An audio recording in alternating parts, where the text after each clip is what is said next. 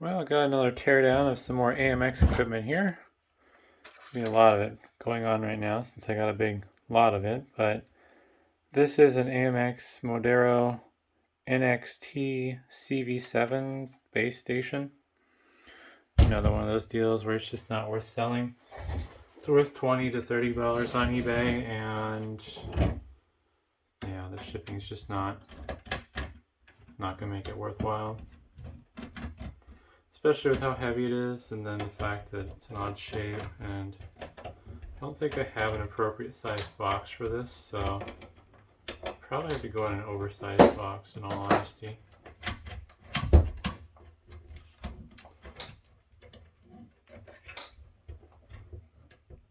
Hopefully there'll be some different teardowns in the works in the future. I'm not even really sure how I'm going to schedule some of these quite yet. So hopefully this video won't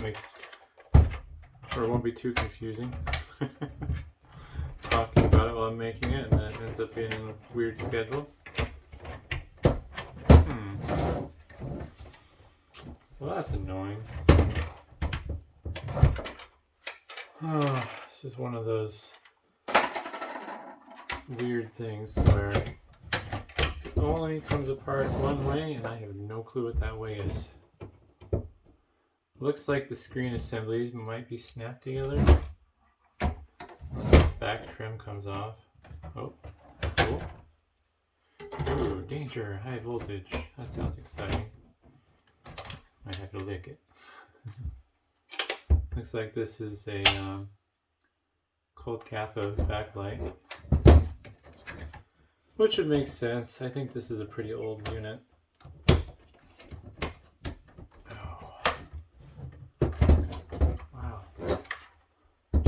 Come apart. Although I found some more screws, so hopefully these will be the ticket. That feels promising.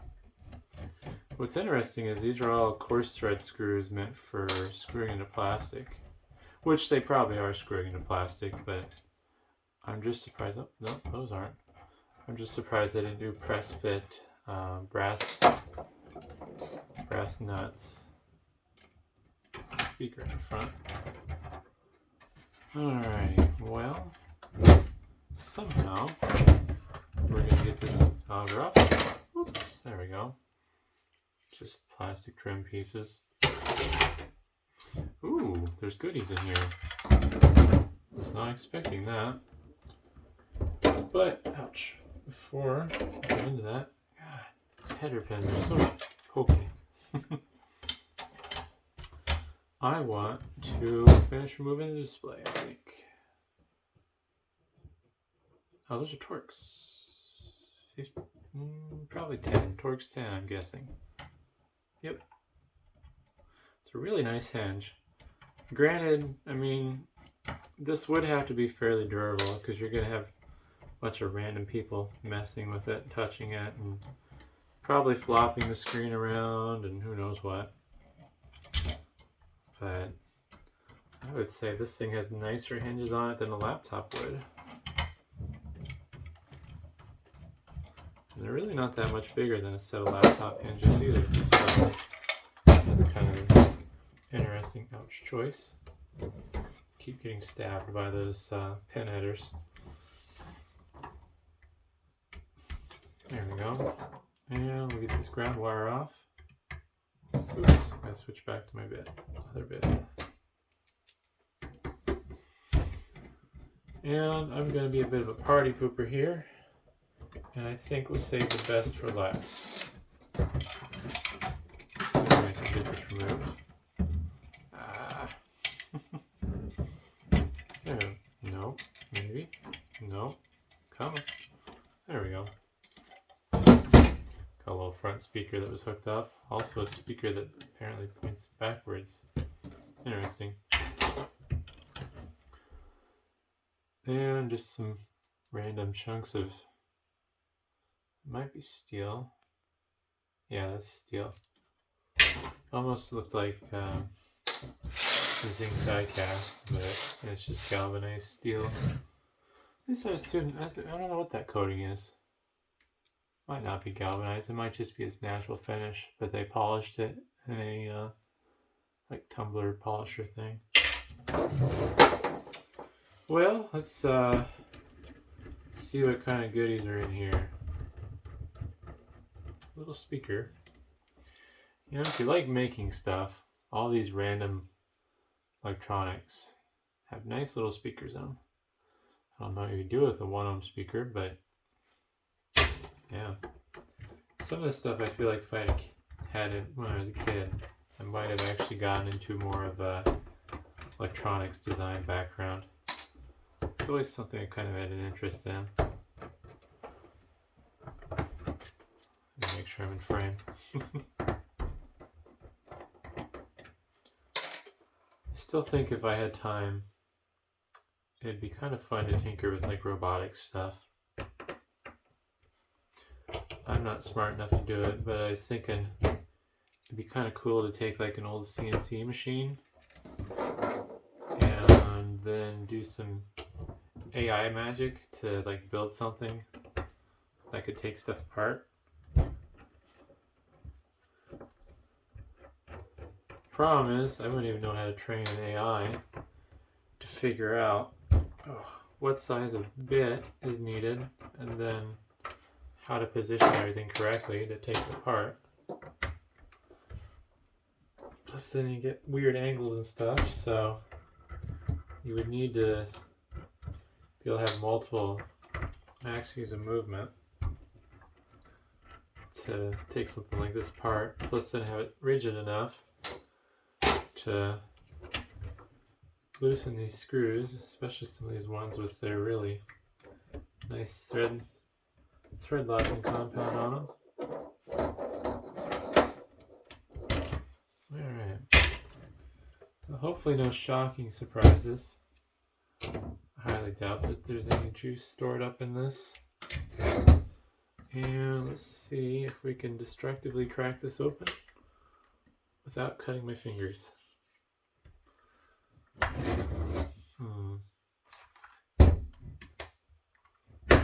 There we go. Maybe.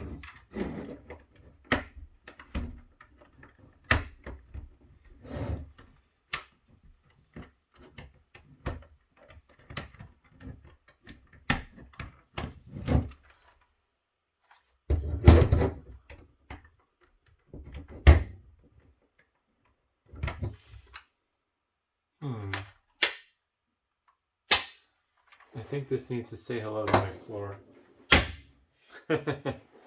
Always works. Just smack it really hard on something hard. Alrighty, well, let's see what we got here. This is quite the beefy assembly. More really thick steel. Not even sure why. If they wanted to like give weight to it to make it easier to use, or they just figured why not use the thickest steel we can find. Also, I would imagine that using really thick steel like this would require quite the press.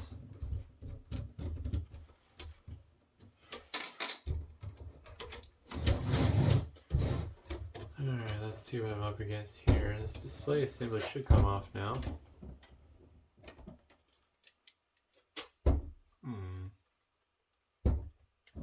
I suspect there's adhesive holding it on. See something here. Oh, yep. There's screws hidden under the front button assembly. That would have lit up, I guess. I'm not sure.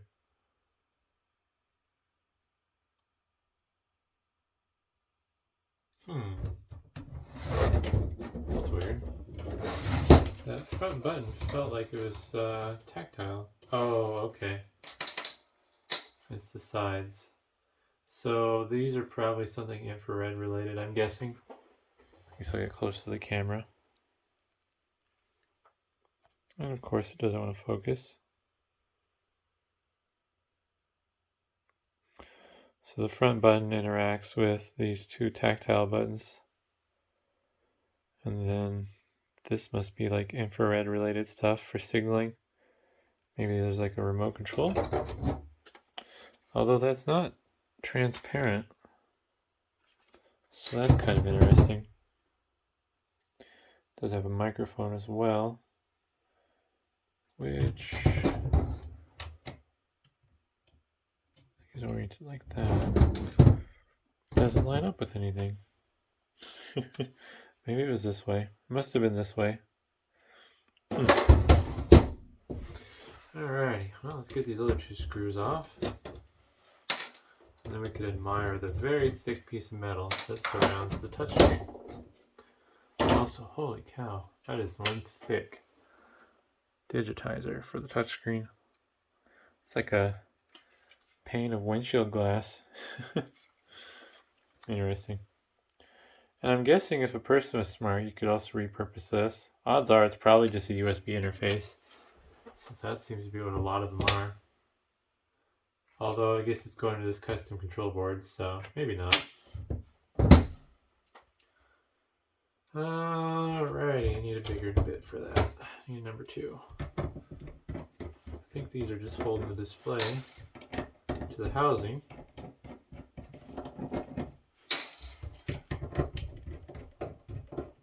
Alright.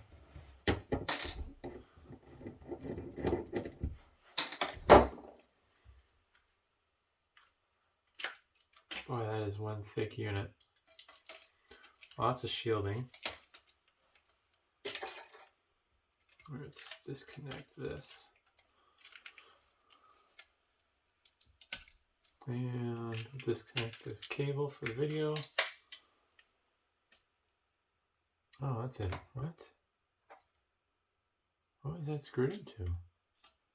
It wasn't screwed into this. No. Well, that's odd. I don't understand the purpose of those screws that were around the frame of the LCD assembly. Wow, they really wanted that to be grounded though. All these little spiky brass strips around it were in contact with the frame and very tightly. Although this material around it, I'm not sure what it is, silicone or foam, was probably also assisting with the attachment to the frame. And it's a Hitachi panel. I have no idea what resolution or anything. And there's the control board for the display assembly. A little high voltage transformer there for the cold cathode backlight that this had. And now for the exciting part, the brains. This CF card will be joining my CF card collection. And it looks like it's a 512 mag based on this label. The label's covering up the actual sticker that was on this, but yeah, 512 meg CF card. That'll go in the CF card box of cards I'll probably never sell, knowing me. I need to get through them. I don't have a lot of big ones. Most of the ones I pull out of switches are usually like 32 or 64 meg. And then like firewalls, those usually have 256 or 512 meg CF cards. So this little riser board has spaces for CF card modules. Although with this extra space, as silly as it would be, I wonder if they had an option for a wireless card. That'd be kind of neat, because they do make CF cards that are wireless cards. Otherwise, maybe it's dual flash storage, redundancy. Can't tell you what this is all about. I don't know what that headphone jack was for. I guess it was just for headphones, so I would guess some of this is audio amplifier circuitry.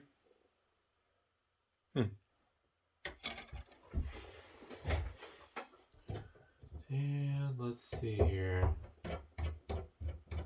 Boy, this board's pretty busy.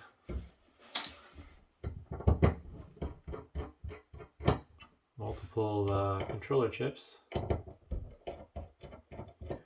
And I don't believe this one is PoE power capable. There's definitely not enough circuitry around the jack to indicate that. Huh. Interesting. So there's the bottom side of the board. That's probably memory, and that's probably the boot flash. A few Texas Instrument chips there. And here's the back. I'll probably spin this around, give proper orientation to look at the chips.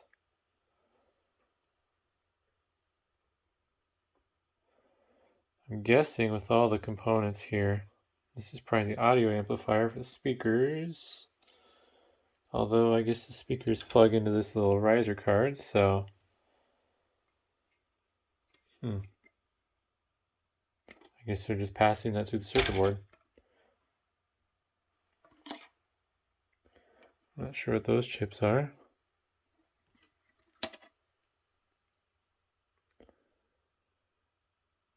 There's the main CPU.